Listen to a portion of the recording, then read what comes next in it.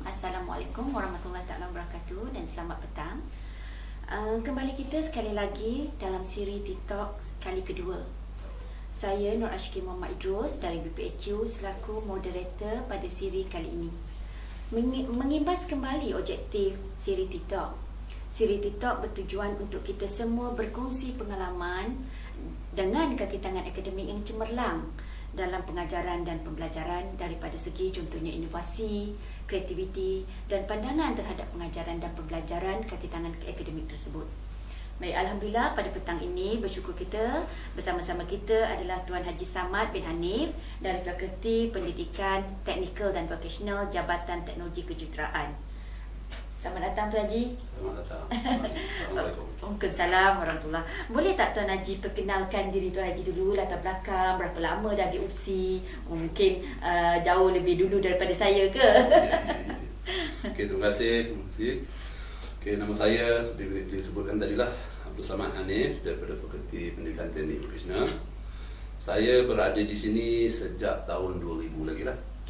Di mana ketika itu saya berada di Fakulti Sains dan Teknologi. Jadi fakulti itu pun sekarang dah dimansuhkan, tak wujud lagi, dah bertukar kepada Fakulti Seni, Sains dan Matematik. Sains dan Matematik dan Teknologi Maklumat dah tukar jadi Seni, Fakulti Seni lah. Pengkomputeran dan Industri Kreatif.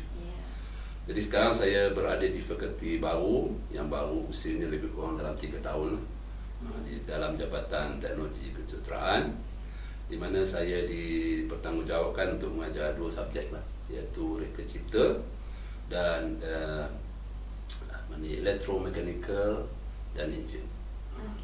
Sedikit latar belakang mengapa Tuan Haji diarahkan mengajar dua kursus tersebut? Ini disebabkan bidang yang diajar tu samalah dengan kelayakan saya lah. Saya mempunyai kelayakan dalam bidang teknikal, khususnya dalam elektrikal.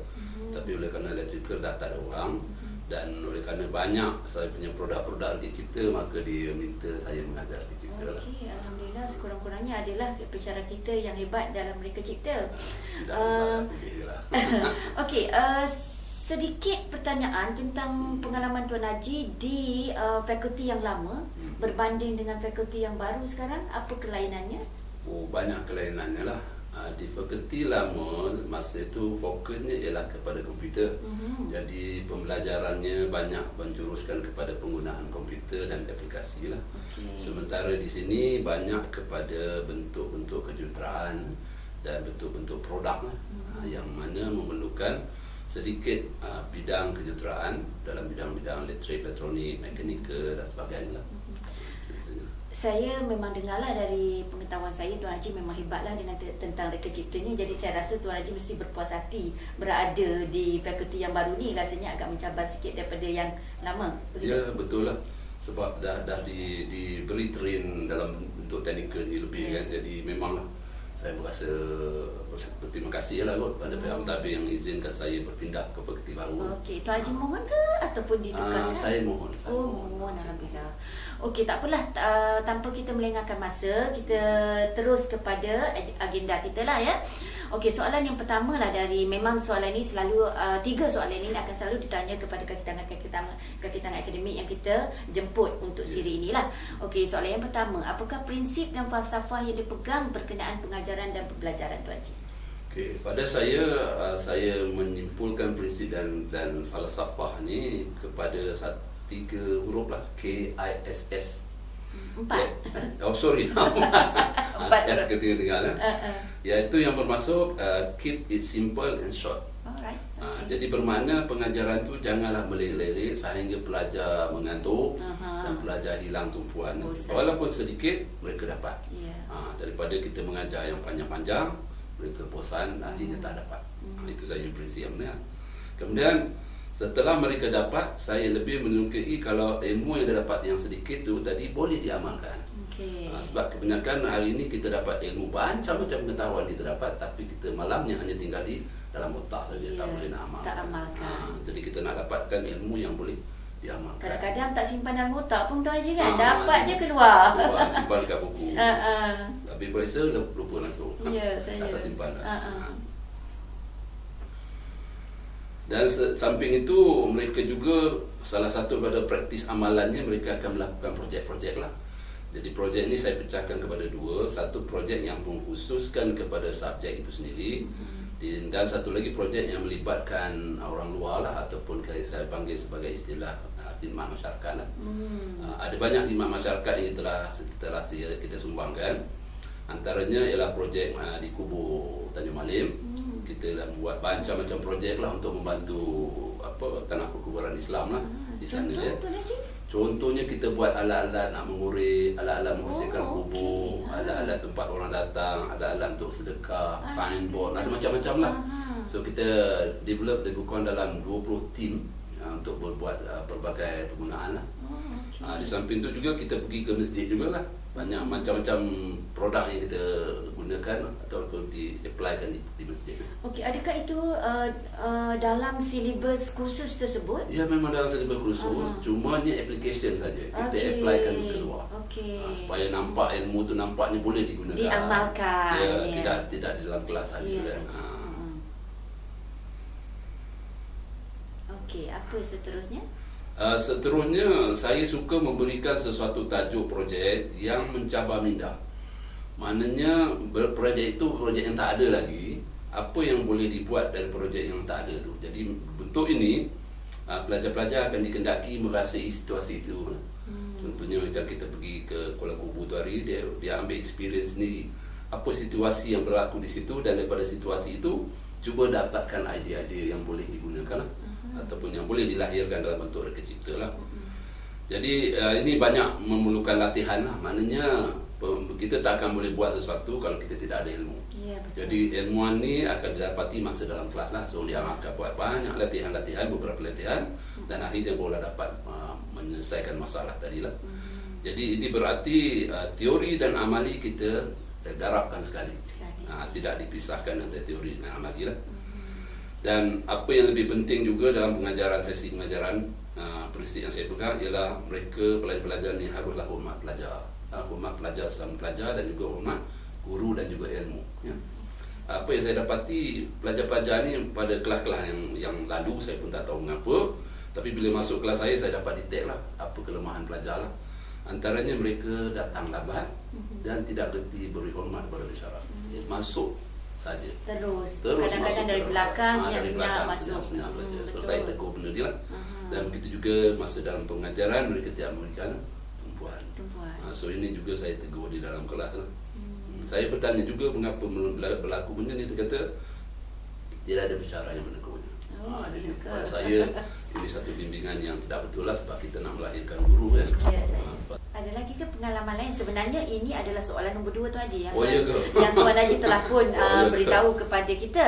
Kongsikan amalan pengajaran di dalam kelas, bagaimana pengajaran dilaksanakan. Saya rasa telah banyak tips-tips yang Tuan Haji bagi tadilah. Adakah lagi yang boleh Tuan Haji kongsi bersama kita? Saya rasa terus ke soalan kedua tu campur sekali. Yalah, betul lah. Kalau saya sentuh mungkin tak perasan, tadi saya masukkan sekali lah.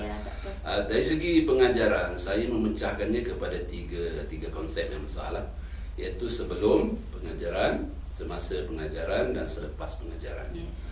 Jadi dalam masa sebelum pengajaran tu, iaitu seperti biasalah, kita haruslah membuat persediaan bahan, dan di usia ini bahan-bahan yang amat terhad, dan sebahagian besar bahan-bahan ini saya terpaksa buat sendiri. Contoh Tuan Haji, bahan-bahan apa? Contoh bahannya ialah nak buat latihan amali kan. So bahan-bahan alat amali tak ada. Jadi terpaksa kita buat sendiri lah. Tidakkah Tuan Haji boleh bersuarakan sudah kepada membuat jabatan? Kerana dia melibatkan kos yang tinggi. Alat-alat ini melibatkan kos yang tinggi. Jadi mungkin bajet pun saya pun tak tahu apa sebabnya lah. Mungkin makan masa, saya rasa. Saya rasa benda tu akan. Siapa yang kalau boleh saya tahu ketua jabatan Tuan Haji? Ketua jabatan saya Cik Asimah lah. Cik Asimah. Itu satulah. Kemudian apa yang kita pentingkan juga sebelum kita memulakan kelas ialah membina kejelikitan. Kejelikitan maknanya rapport kita dengan pelajar lah. Bermakna dalam bahasa Inggeris apa yang kejelikitan tu? Rasa macam jelikit ni maknanya benda yang melekat. Yang susah nak ditambahkan. Rapport yang baik dengan pelajar lah. Jadi bila kita rapport dengan pelajar yang baik, bermakna mereka seperti beranggap kita ni seperti kawan. Jadi mudah kita nak menyampaikannya. kalau dia membina barrier ataupun dinding atau tembok antara kita dengan dia, agak sukar kita nak mengajar dia lah. Dan oleh kerana itu, kita mestilah menganggap pelajar ni sebagai anak kita, atau rakan kita, atau yang lebih penting lah sebagai orang dewasa. Okey, betul tu Haji. Boleh tak saya sambung sendiri sikit? Sebenarnya memang betul, itu adalah benar. Lebih-lebih lagi dengan pelajar-pelajar kita yang agak dah berusia.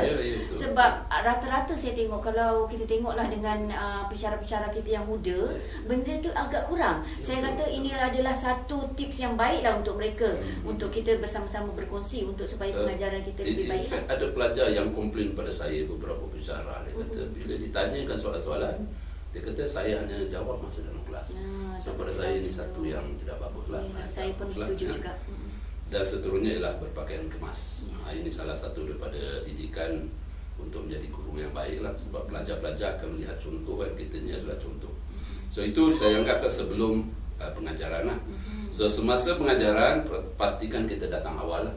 Ada kelas-kelas yang saya perhatikan, dekat setengah jam pelajar duduk di luar lagi. Maknanya pensyarahnya tak masuk.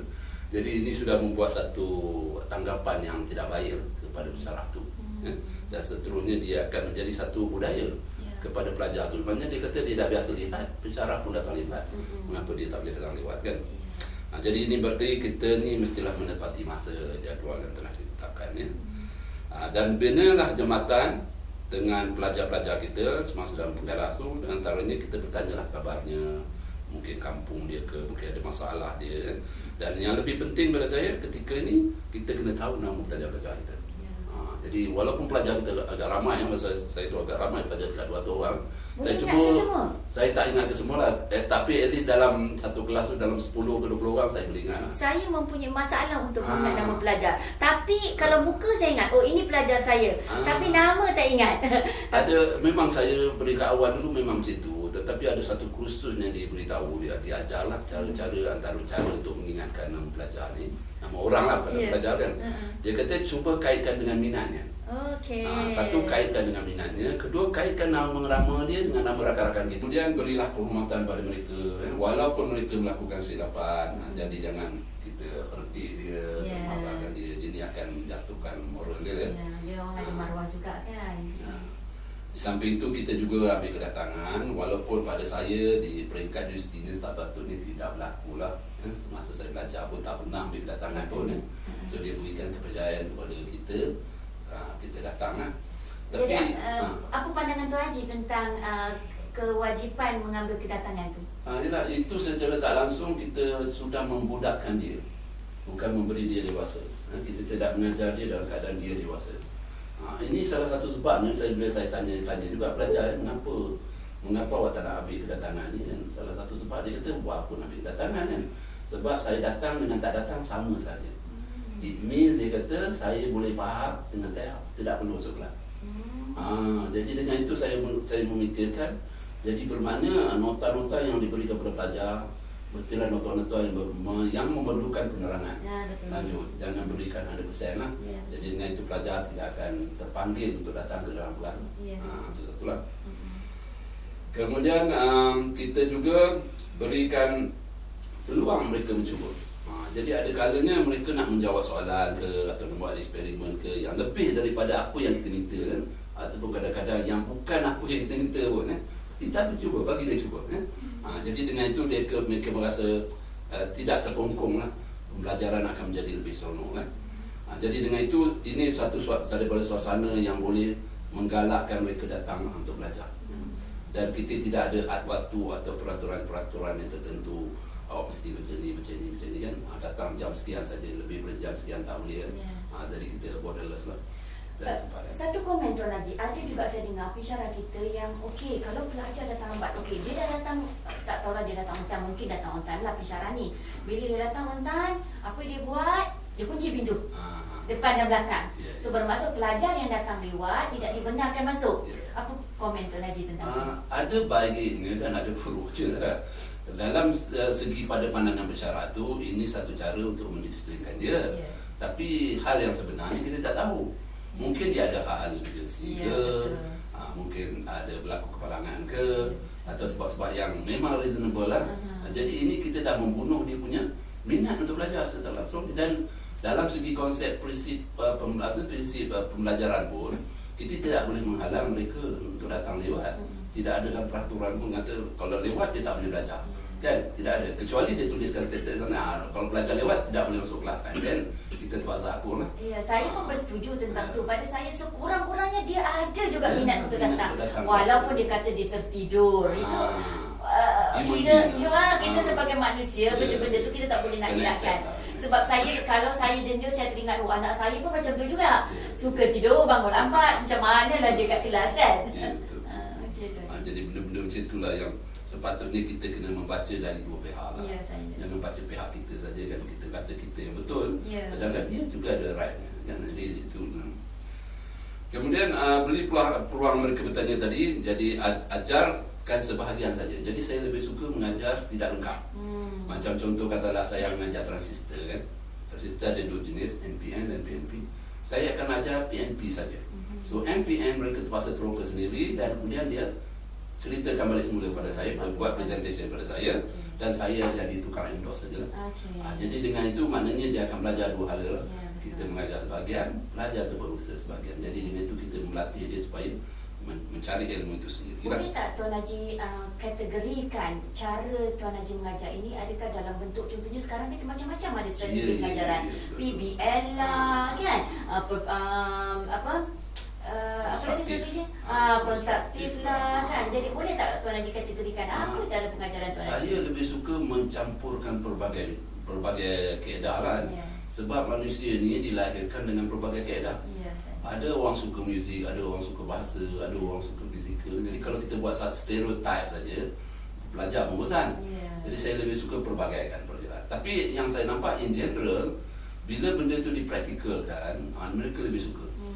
Sebab dari segi teori pembelajaran pun, ilmu itu akan lebih dekat lama jika dipraktikkan. Berbanding dengan dia hanya dengar dan buat saja kan. Itu yang saya nampak lah. Okey, sedikit lagi Tuan Haji. Sedikit lagi, saya lebih suka setiap habis kelas saya akan buat kuis. Biasanya bersyarah-syarah buat kuis awal untuk menanyakan hal yang lepas. Jadi pada saya kalau hal lepas tu mungkin dia dah lupa. Satu kenderaan pada dia dah lupa kan, lepas tu balik dia kena study. So why not kita uji semasa lepas habis kelas. Saya suka lebih uji dia balik kelas, bermakna dia akan beri tumpuan masa dalam kelas dia sebab akan ditanya oleh semua pada hari itu juga.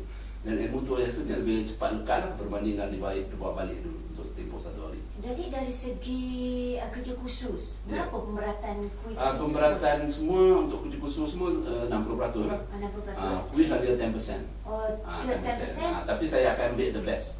Ada berapa banyak? Tidak semua. Puratanya dalam 6 lah, 6 kuis. Kuis. Tidak semua topik lah. Biasanya topik-topik yang memerlukan tumpuan saya akan ambil kuis lah. Dan saya akan ambil the best lah, 4 the best lah biasanya. Itu lebih adil pada pelajar lah pada saya kan. Okey, untuk yang selepas kelas biasanya kita akan buat sedikit reflection lah, poin-poin penting. Dan ini saya minta pelajar lah menyatakan apa yang telah dibuat dan kita sudahi dengan doa dan tasbih kifarah. Di samping kita akan menceritakan apa kata sediaan tu akan datang. Dan seterusnya kalau amali mereka harus menyiapkan laporan. Jadi itulah perjalanan pengajaran saya. Okey, bagaimana pembawaan dengan cara-cara yang refleksi tadi lah, tasbih, bacaan doa, bagaimana ada kita dalam kelas Tuan Haji ada tak bangsa asing dalam tu? Ada juga bangsa asing. Bangsa asing tidak menjadi masalah sebab mereka menganggap Malaysia ni lah negara yang mengamalkan Islam. So majoriti kita Islam. Mungkin ini satu pendedahan kepada mereka jugalah bahawa ini satu amalan Islam kan. Jadi secara tak langsung mereka nampak lah. In fact masa saya pergi masjid tu ada non-Muslim juga. Non-Muslim pergi dan dia terlibat sama dengan dan dia tengok apa itu masjid. Sebab tidak ada halangan kan untuk orang non-Muslim pergi masjid, cuma dia kena menutup aurat saja. Jadi dengan itu secara tak langsung kita berdakwah secara yang sweet lah kata orang kan. Dan mereka tak perasan pun. Jadi mungkin satu hari dia rasa tidaklah berat mana Islam tu kan. Jadi dia nampaklah apa Islam itu sebenarnya kan. Terima kasih. Ada satu soalan yang akhir. Apakah perancangan masa hadapan dalam untuk melaksanakan inovasi pengajaran Tuan Haji? Jadi kalau kita tengok dalam perkataan inovasi itu pun dah besar kan. Dalam besar perkataan itu. Jadi saya banyak menjurus kepada ABM lah. Alat bantu mengajar ataupun bahan bantu mengajar lah. Sebab kita perhatikan hari ini antaranya ialah banyakkan ABM ini dia berbentuk komputer. Cumanya kalau di pendalaman, satu masalah komputer ni melibatkan elektrik kan, jadi agak sukar. Jadi sekarang dulu saya banyak fokus saya ABM dalam bentuk komputer lah. Saya melahirkan perisian-perisian untuk gunaan ABM ni. Tapi sekarang saya sudah beralih kepada green technology lah. Sebab green technology satu dia tidak memberatkan penggunaan bateri sebagainya kan. Dan dia lebih mudah. In fact yang ni saya bercadang lah, saya dah buat satu produk yang saya bercadang. Setiap pelajar USI membeli produk ni lah. Dia berbentuk whiteboard, seperti whiteboard tapi portable whiteboard. Tapi dalam whiteboard tu boleh melakukan pengujian lah. Yang pentingnya dia boleh melakukan pengujian. Maknanya cikgu tak perlu susah payah lagi nak cetak soalan atau nak menyediakan soalan dalam bentuk PowerPoint kan. So dia boleh tulis kat situ dan pelajar boleh jawab, dan pelajar yang menjawab tu boleh dikira jawapannya betul atau tidak. So tidak menggunakan elektrik? Dia menggunakan bateri lah, tapi bateri yang kecil 90 saja. So sangat portable, dan kalau kita pasang ke solar pun boleh. Jadi dengan itu maknanya USI ada satu produk lah. Setiap pelajar USI, saya berharap lah, tapi ini tak tahu dia diterima atau tidak kan. Setiap pelajar USI ada produk yang boleh ditunjukkan kepada masyarakat lah. Otherwise kita keluar cikgu, hanya cikgu saja. Tidak ada apa bahan-bahan kecuali buku-buku lah kan. Jadi bahan ABM tak ada lagi yang produk revolusi lah yang saya tahu digunakan di sekolah. So ini cross the board. Maknanya semua saja, sekolah rendah boleh, sekolah boleh, sampai even ke universiti pun boleh digunakan. Dan dia sangat mudah, pakai tulis kertas macam whiteboard biasa saja, tak ada apa beza pun. Cuma dia ada elektronik untuk membuat fikiran. Dan dengan itu juga kita boleh gunakan dia untuk membuat sedikit analisis lah, soal jawab kan. Soal jawab, dan kita boleh questionnaire kan, kita boleh kira berapa yang bersetuju atau tidak setuju dengan persoalan yang dikemukakan. Jadi dengan itu menjadi jadi saya harap saya bercadang nak masuk pertandingan iTech baru ni, tapi malangnya saya tak ada masa pemilihan tu. Saya tidak terpilih lah. Sebab pemilihan iTech ni agak pelik. Pada peringkat awal tu dia buat perhimpunan di Dewan Seri Tanjung tu untuk buat pemilihan. Tiba-tiba hari buat pemilihan tu semua dibatalkan kerana diberitahu USI tidak terlibat. Kemudian suddenly tahun-tahun ni dia tukar balik semula, dia kata USI terlibat pula. Tuan Haji tak ada. Saya tak ada. So saya tidak. Tak ada wakil. Jadi tak tahu pun. Dia tak beri announce pun, tak beri surat, tak beri email kata bahawa kita akan buat pemilihan semula. Jadi saya pun tak tahu. Mungkin ada saluran lain yang Tuan Haji boleh. Dia dah dipilih, jadi saya tak mahu. Mungkin bukan iTech lah, mungkin ada. Mungkin ada lagi lah yang Islamnya lah tu di USIM kan, USIM akan buat. Dia tak tahu bila lagi. Mungkin saya akan hantar ke sana lah untuk sebagai judges yang untuk pemilihan tu. Saya doakan semoga Tuan Haji berjaya. Ada InsyaAllah. Okey, pelajar biasanya dia akan suka belajar mengikut cara dia sendiri. Tapi kita kadang-kadang kita tengok cara ni mungkin menyusahkan ya, tapi pada dia itu cara senang, tapi kita aja beri gerakannya. Jadi jangan kita halanglah cara-cara yang dia gunakan tu. Memang pelik kadang-kadang, memang pelik saya tengok kan. Biasanya contohlah kalau saya mengajar wiring kan, kita akan mula dari poin ini, pemendawainya sampai ke poin ini. Tapi pelajar terbalik, dia mula pada sini. Tapi asalkan matlamat sampai, saya tidak menghalang lah. Jadi mungkin dia faham cara macam tu kan. Kita walaupun kita pada pandangan kita tak betul, tapi dia faham cara macam tu kan, dan dia rasa selesa. So why not kata. Kalau tidak menjadi kesalahan. Dia bukan satu perkara yang menjadi matlamatnya. Wiring tu berjalan kan, siap dan boleh berfungsi kan. Itu misalnya. Kemudian apa yang kita nak tengok sini ialah pensyarah sebenarnya sebagai pencetus saja ataupun pemudah cara ya. Dan yang lebih bagus lagi, pensyarah ni sebagai endorse saja. Whatever you do, ni endorse betul kan. Jadi kita ni bukanlah sebagai pencurah ilmu yang sebagaimana diamalkan dahulu. Dia harap 100% pada pensyarah. Dan kalau ada pensyarah tak ada nota, dia tak boleh belajar. Jadi kita tak mahu itulah, kita nak bebaskan pelajar daripada burden ataupun tanggapan yang begitulah. Okey, Tuan, jadi satu soalan daripada saya tentang inilah. Saya nampak ada perbezaan di antara pelajar ISMP kita, Ijazah Sarjana Muda, dengan pelajar diploma yang kita ada sekarang. Okey, memang saya pernah bertanyalah pada setengah-setengah pensyarah, mengapakah berlakunya, dan saya ingat ini kita nak buat sebagai kajian tindakan lah dengan tim saya, mengapakah pelajar-pelajar diploma kita ni masih kalau kita tengoklah daripada segi penilaian khusus contohnya, penilaian khusus pelajar diploma contohnya untuk saya adalah rendah berbanding ke pelajar SMP. Adakah dia tidak suka cara kita yang mengajar ala-ala tidak sebagai pencurah, kan, ala-ala facilitator? Adakah benda tu, apa komen tu Najib? Ya, mungkin betul juga, betul, sebab mereka ni baru beralih ke arah mengajar kan, baru lepas SPM. Jadi kematangan mereka tu taklah sama dengan pelajar-pelajar SMP yang biasanya selepas STP, selepas matrikulasi atau selepas diploma. Jadi cara mereka berfikir mungkin tak sama. Jadi kita harus berikan dia satu jambatan lah yang baru kan. Jangan mungkin dia juga mengalami kejutan budaya. Sebab dulu masa di zaman sekolah tu everything cikgu bagi kan. So once dia sampai kat sini dia kena terkejut. Dia terkejut lah benda tu. Jadi kita untuk mengelakkan terkejut mungkin kita bagi separuh-separuh dulu lah. Ke awal bagi separuh. Okey. Separuh saya bagi separuh lagi. Tapi kalau kita pindah 100% mungkin dia akan terkejut lah. Jadi sebab itu salah satu sebabnya mungkin mereka akan merasa tak puas lah dengan cara yang pengajaran kita. Sebab dia beranggapan pengajaran guru inilah bentuknya. Sebab itu yang telah diterima daripada sekolah rendah sampai ke sekolah menengah. Tapi bila kita beralih ke cara ni, dia kata ini bukan pengajaran. Jadi dia mungkin dia merasa dia buat judgement sendirilah dalam dia, walaupun sebenarnya tidak betul judgement tu kan. Jadi oleh kerana dia dah mengalami benda tu, jadi dia membuat satu perbandingan yang drastik gitulah. Okey, ada lagi ke Tuan Aziz yang kita akhirkan? Lain semua sedar diceritakan. Okey, saya sebenarnya rasa tercabarlah dengan tips-tips yang Tuan Haji bagi, sebab saya rasa saya ni macam kedil sangat, banyak yang saya pelajari pada Tuan Haji pada petang ini. Saya harap rakan-rakan lain juga dapat belajar daripada tips-tips yang Tuan Haji kita bagi. Okey, saya rasa setakat ini dulu siri TikTok kali kedua kita. InsyaAllah kita akan berjumpa lagi pada siri yang akan datang. Terima kasih banyak Tuan Haji. Ya, sama. Harap semoga Tuan Haji maju jaya di InsyaAllah masa-masa yang akan datang. Terima kasih.